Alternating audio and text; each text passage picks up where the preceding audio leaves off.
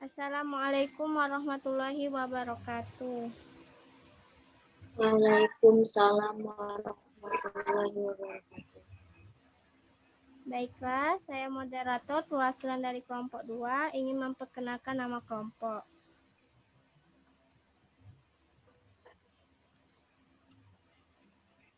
Silakan kelompok 2 memperkenalkan diri. Perkenalkan, nama saya Tarisa Lestari dari kelompok 2 ingin mempresentasikan hasil makalah yang kami buat.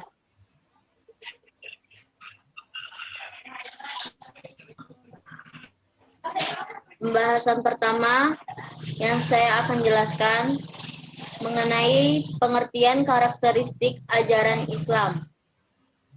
Karakteristik berasal dari bahasa Inggris yang berarti karakter, yang berarti watak atau sifat. Selanjutnya, jadi kata ini menjadi karakteristik yang berarti sifat yang khas, membedakan antara satu dengan yang lain.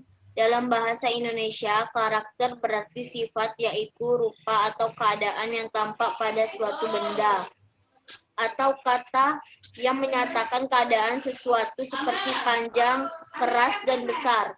Sedangkan Islam mempunyai arti agama yang diajarkan Nabi besar Nabi Muhammad SAW yang berpedoman pada Al-Quran dan diturunkan di dunia ini melalui wahyu Allah. Dari definisi ini, dapat diambil kesimpulan bahwa karakteristik ajaran Islam adalah sesuatu karakter yang harus dimiliki oleh setiap umat manusia dengan berpedoman pada Al-Quran dan hadis. Seorang Muslim harus menjalankan ajaran Islam secara kafah atau total dan menyeluruh, bukan hanya mementingkan suatu aspek dari ajaran Islam lalu mengabaikan aspek lainnya. Ajaran Islam secara syamul atau menyeluruh dan kamil atau sempurna. Karakteristik ajaran Islam terdiri dari 7 hal penting, yaitu 1. Rabbaniyah, yaitu karakteristik ajaran Islam yang bersumber dari Rabb Allah Subhanahu wa taala dan bertujuan mengantarkan manusia kepada ridho Allah Subhanahu wa taala. 2. Insaniyah, merupakan agama yang cocok dengan fitrah manusia. 3. Syumuliyah, menurut ajaran Syumuliyah, Islam merupakan agama yang lengkap. 4. Al-Waqiyah, atau realistis, merupakan agama yang dapat diamalkan. 5. Al-Wasatiyah, menurut ajaran ini, Islam adalah ummatan wasatan atau umat pertengahan. 6. Al-Wudu, adalah ajaran konsep yang jelas. 7. Al-Jam'u, adalah ajaran yang permanen dan fleksibel. Baiklah, saya akan menjelaskan tentang pembagian karakteristik ajaran Islam. B. Macam-macam karakteristik ajaran Islam. Berdasarkan pengertian tersebut, dapat diketahui bahwa karakteristik ajaran Islam adalah suatu sifat, watak, dan keadaan yang melekat pada ajaran Islam. Karakteristik dan prinsip memiliki perbedaan yang nyata. Karakteristik lebih menggambarkan sifat, watak, keadaan, dan tabiat, sedangkan prinsip adalah hal-hal yang bersifat mendasar, konseptual, ideal, agung, dan mulia. Karakteristik ajaran Islam dapat diketahui sebagai berikut. 1. Komprehensif. Karakteristik ajaran Islam yang bersifat komprehensif adalah ajaran agama terakhir yang melengkapi dan menyempurnakan agama-agama samawi. Jika agama samawi lainnya hanya mengandung ajaran yang berkenan dengan aspek tertentu, karakteristik komprehensif bersifat menyeluruh, melengkapi atau menyempurnakan ajaran-ajaran agama samawi sebelumnya. Dinyatakan dalam Quran Surat Al-Ma'idah ayat 5.3. Kritis. Karakteristik ajaran Islam yang bersifat kritis ini dapat dilihat dari segi kedudukan ajaran agama Islam yang memiliki ciri yang lebih tinggi dibandingkan dengan ajaran-ajaran samawi yang diturunkan sebelumnya. Ajaran dengan sumber utamanya Al-Quran dan Sunnah menjadi wasit, hakim, atau korektor dalam berbagai kekeliruan keadaan. 3. Humanis. Karakteristik ajaran dengan humanis dapat dilihat dari upaya Islam melindungi HAM atau hak asasi manusia dari segi visi, misi, dan tujuan. Karakteristik militasi. Ajaran Islam ini antara lain dapat dilihat dari segi sumbernya. Ajaran Islam bukan hanya berpedoman pada Al-Quran dan Sunnah, melainkan juga berpedoman pada pendapat para ulama dan umara atau ulu al-amri. Dinamika dalam Islam adalah suatu hal yang mempelajari tentang perkembangan Islam dari masa ke masa. Aspek-aspek yang mempelajari studi keislaman sangat dinamis. Islam dapat dijadikan sebagai objek studi keilmuan, realitas sosial, elaborasi bidang studi Islam, serta studi Islam di kalangan ilmuwan. 6. Toleran dan bahasa. Toleransi adalah konsep modern untuk menggambarkan sikap saling menghormati dan saling bekerja sama antar kelompok-kelompok masyarakat dan berbeda baik secara etnis, bahasa, budaya, politik maupun agama. Toleransi dalam sejarah Islam adalah sikap yang menunjukkan bahwa Islam dapat diterima sebagai rahmatul lil alamin. 7. Kosmopolit. Kosmopolit dalam Islam adalah cakupan dan wawasan yang sangat luas melampaui batas-batas etnis dan suku. Dengan wawasan seperti itu, diharapkan umat Islam bisa menerima segala bentuk perbedaan sebagai satu hal yang fitrah atau alami. Kosmopolitan berawal dari hijrah atau perpindahan yang dilakukan oleh Nabi Muhammad SAW bersama para sahabatnya ke Madinah. Ketika Nabi Muhammad dan umat Islam yang lain masih minoritas agama Islam. 8. Responsif. Responsif dalam Islam adalah sikap kesadaran akan tugas yang harus dilakukan dengan sungguh-sungguh dan adanya kepekaan yang tajam dalam menghadapi berbagai hal yang dihadapi. 9. Progresif dan inovatif.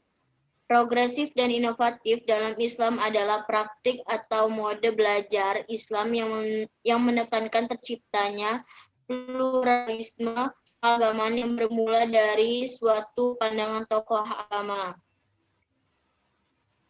Rasional dalam Islam cara memandang dan menafsirkan semua problematika yang terjadi dalam kehidupan yang sumber penggaliannya berdasar kepada Al-Quran dan hadis. Ada beberapa tokoh yang menjabarkan pemikiran kritis terhadap Islam rasional, di antaranya 1. Pandangan Muhammad Abduh. 2. Pandangan Syed Amir Ali. 3. Pandangan Harun Nasution. Dari ketiga pemikiran para tokoh dapat disimpulkan, rasional dalam Islam menjelaskan tentang pengajaran dalam membaca dan menulis Al-Quran, serta pembaruan keagamaan, pendidikan, politik, dan peranan wanita. Sudah ya? C.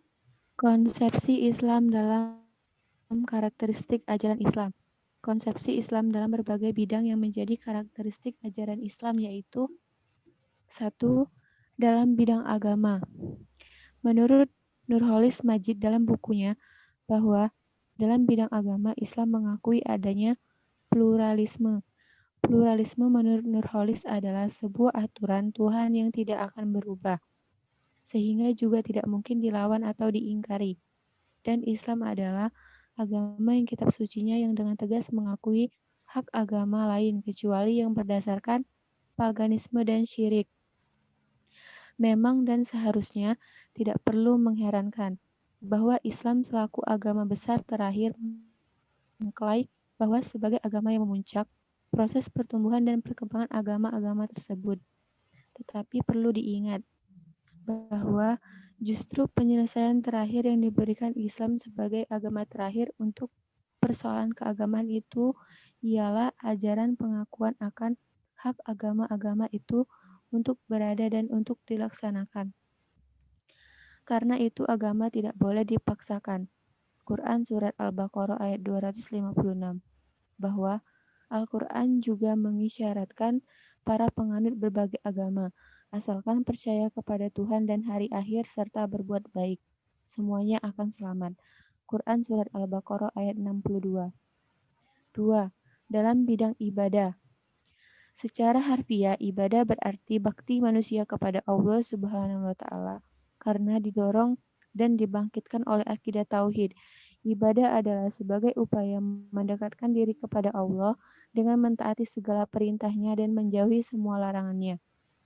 Ibadah ada yang umum dan ada yang khusyuk. Yang umum ialah segala amalan yang diizinkan oleh Allah, sedangkan yang khusus adalah yang telah ditetapkan oleh Allah akan perincian-perinciannya, tingkat dan cara-caranya yang tertentu. Ibadah yang akan kita bahas saat ini ialah ibadah yang khusyuk. Dalam Islam diterangkan bahwa dalam beribadah dilarang yang namanya kreativitas, sebab mengkreat atau membentuk suatu ibadah dalam agama Islam dinilai sebagai bid'ah yang dikutuk Nabi sebagai kesesatan. Bilangan sholat 5 waktu beserta tata cara mengerjakannya ataupun ketentuan ibadah haji dan tata cara mengerjakannya misalkan adalah ibadah yang sudah ditetapkan oleh Allah, ketentuan-ketentuan dan segalanya. Maka sebagai manusia tidak boleh ikut campur bahkan mengubahnya. Ketentuan ajaran Islam yang begitulah yang membuat akal tidak boleh ikut campur tangan, bahkan hak dan otoritas Tuhan sepenuhnya. Hal yang demikian yang membuat atau membentuk manusia atau penganut berserah diri, patuh dan tunduk guna mendapatkan kekayaan dan keselamatan. Dan itulah yang membawa seorang hamba menjadi hamba yang soleh, mempunyai jiwa yang tenang, rendah hati, mandiri kepada amal soleh dan ibadah, dan tidak kepada nasab keturunan. Semua itu adalah gejala kedamaian dan keamanan sebagai pengalaman dari ibadah. Sedangkan ibadah yang berarti umum akan dibahas di selanjutnya, karena lebih mengarah ke muamalah sebagai sesama makhluk hidup. 3. Dalam bidang akidah. Karakteristik Islam yang dapat diketahui melalui bidang akidah ialah bahwa akidah Islam bersifat murni baik dalam isinya maupun prosesnya. Yang diakui sebagai Tuhan yang wajib disembah hanyalah Allah Subhanahu wa Ta'ala.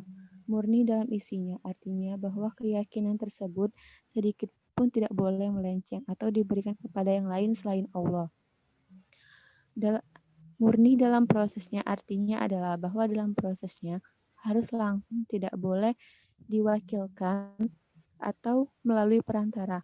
Akidah yang seperti itulah yang akan melahirkan bentuk pengabdian hanya kepada Allah Subhanahu wa Ta'ala yang selanjutnya dapat berdampak kepada cara bertingkah laku dan pada akhirnya berbuat dan menimbulkan amal soleh.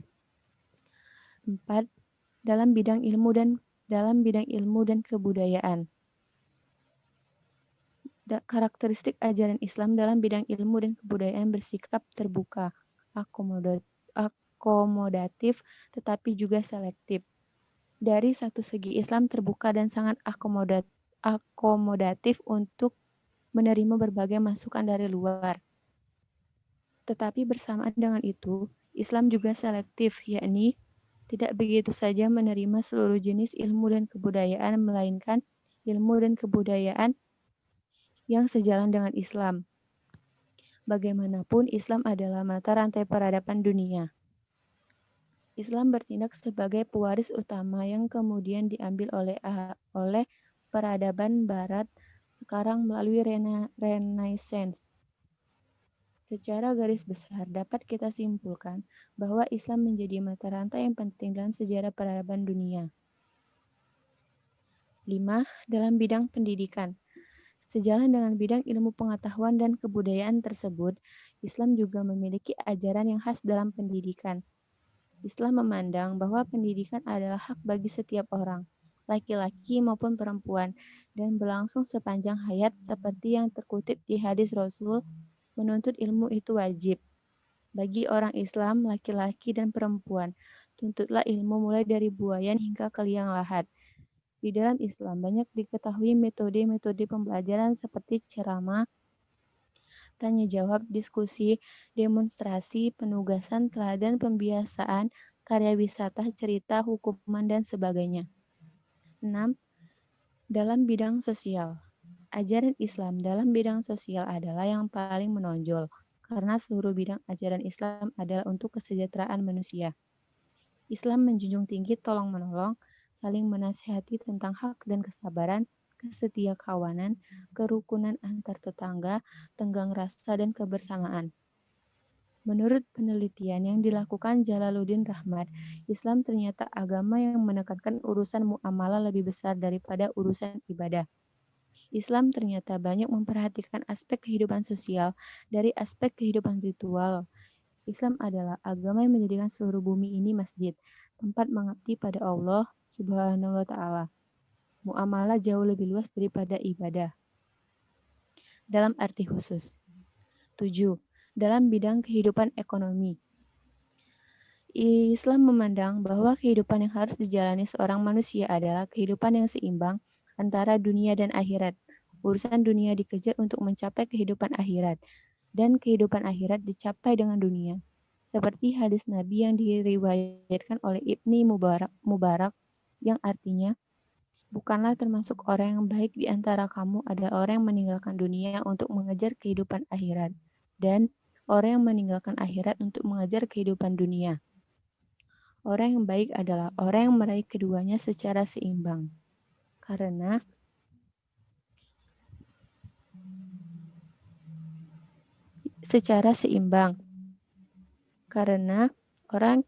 karena dunia adalah alat untuk menuju akhirat dan jangan dibalik, yakni akhirat dikorbankan untuk urusan dunia. Dari sini dapat kita lihat bahwa Islam sangat memperhatikan kehidupan dunia dan kehidupan dunia tidak akan lepas dengan yang namanya ekonomi. 8. Dalam bidang kesehatan. Ciri khas Islam selanjutnya dapat dilihat dari konsepnya mengenai kesehatan.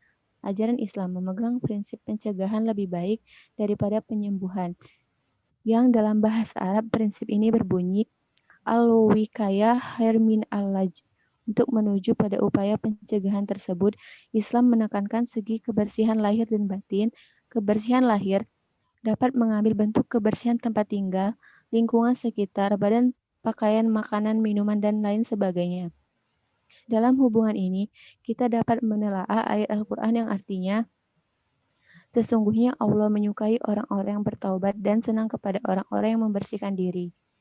Bertaubat yang dikemukakan di atas akan menghasilkan kesehatan mental dan kebersihan lahiriah akan menghasilkan kesehatan fisik. 9.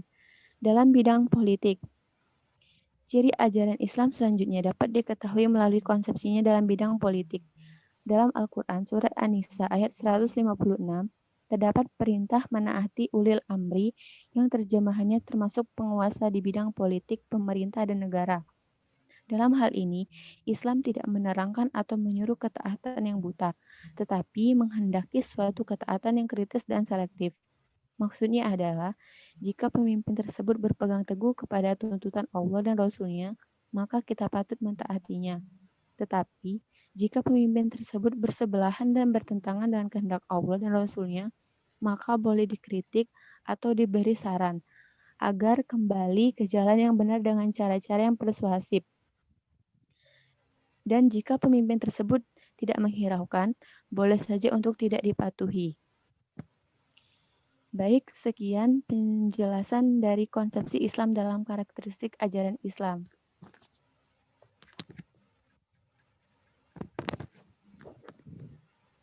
Terima kasih.